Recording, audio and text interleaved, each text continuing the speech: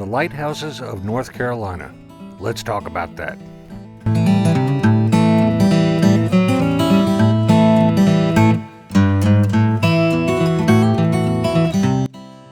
So vacation is over and I start my trek home, and my GoPro dumped all my audio, so we're doing a voiceover of some historical value that I wanted to share with you regarding the Lighthouses of North Carolina. But before we get to that, I'll share a few pictures of my vacation.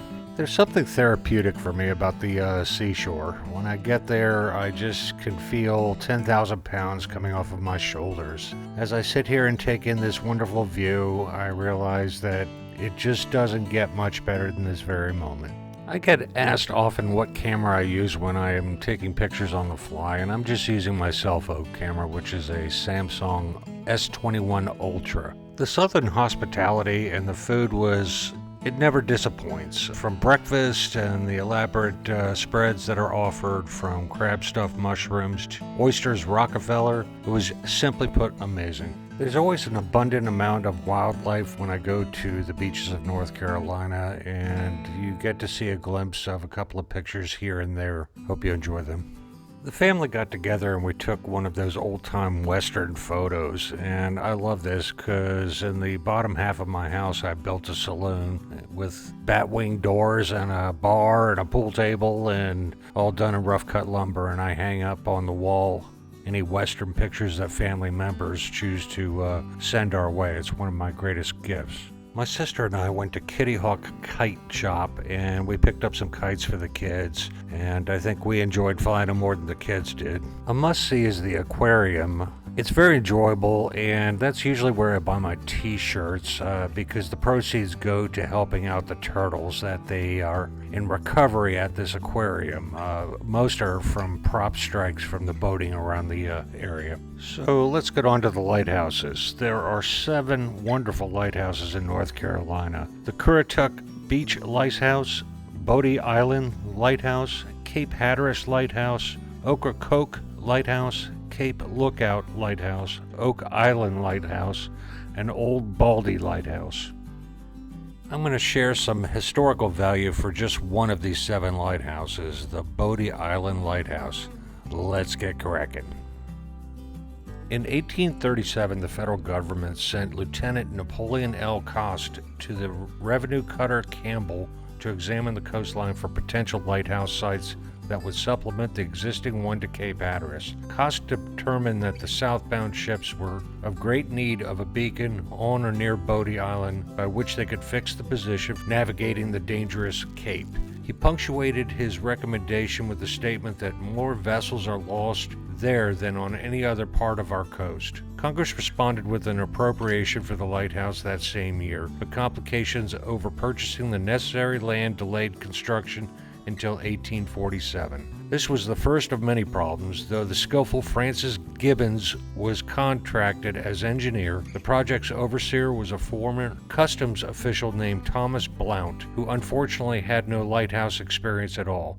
This proved disastrous when Blount ordered an unsupported brick foundation laid, despite Gibbons' recommendations to the contrary. As a result, the 54-foot tower began to lean within 2 years after completion. Numerous expensive repairs failed to rectify the problem, and the lighthouse had to be abandoned in 1859. The second lighthouse fared little better than its wobbly predecessor, though funded, contracted, and completed in prompt fashion at a nearby site in 1859, it soon succumbed to an unforeseen danger, the Civil War. Fearing that the 80-foot tower would be used by Union forces, retreating Confederate troops blew it up in 1861. After the war, the coast near Bodie Island remained dark for several years while a replacement tower was considered by the Lighthouse Board. Though the board disposed again the idea, numerous petitions came in from concerned ship captains, and finally it decided in favor of a third Bodie Island lighthouse. Still, it was not until 1871 that the construction began. The first 2 Bodie Island lights have been located south of Oregon Inlet, actually on P Island. Oddly enough, early problems with flocks of geese crashing into the lens and improper grounding for electrical storms were quickly rectified with screening the lantern and a lightning rod for the tower. There have been a few other difficulties with the lighthouse itself since its completion. From the keeper's perspective, perspective, however, they remained a problem in isolation. Bodie Island was completely undeveloped, and the closest school was in Manteo on neighboring Roanoke Island, accessible only by boat. This meant that the keeper's wife and children lived away from the lighthouse, except during the summer months, which made for a lonely and trying family life for most of the year. Such situations, of course, were quite common with the lighthouse service. Eventually, progress enabled school buses to reach the island, and families were able to live with the keepers. The lighthouse was electrified in 1932, phasing out the need for on-site keepers. Finally, all of the light station's property except the tower was transferred to the National Park Service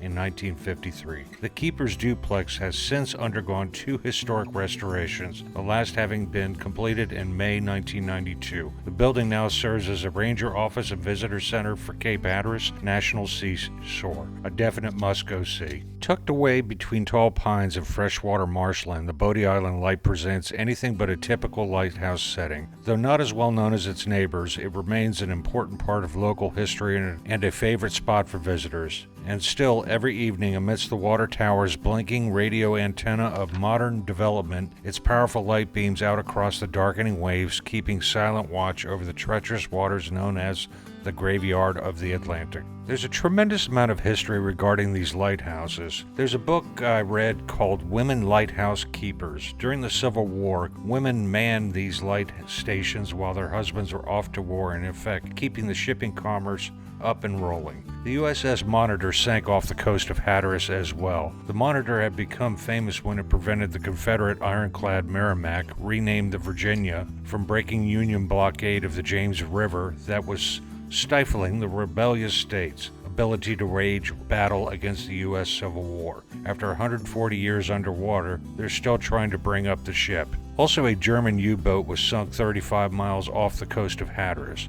Most people don't think of World War II and the Germans' Axis attacking America. That's quite untrue. Off Hatteras was known as Torpedo Alley or Torpedo Junction as the U-boats attacked merchant ships relentlessly. Ships sailed by the dozens daily past this point. The U-boat skipper Hans Hinnecke had a crippled submarine that was headed home when he spotted a juicy Allied convoy off the coast of North Carolina. Although Hinnecke, 29, had a damaged boat, he had sunk only 3 ships of his 4 prior patrols and probably saw 19 merchant vessels on a convoy KS 520 plodding along south at 8 knots as a chance to redeem himself. About 4 p.m. on July 15, 1942, about 30 miles off Cape Hatteras, the U-576 attacked. In the ensuing free-for-all, the sub sank 1 ship and damaged 2 others, but was assailed by aircraft and escorts and sank with all hands.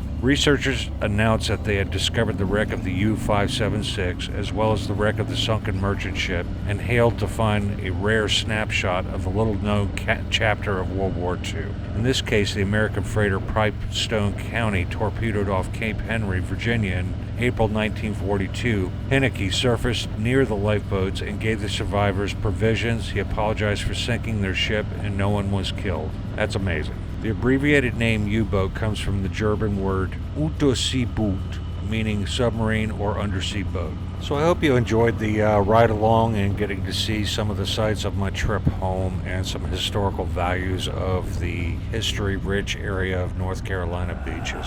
There's my ghost dog popping in telling me to wrap up this video. If you would like to be a patron and support the channel, the link is listed down below.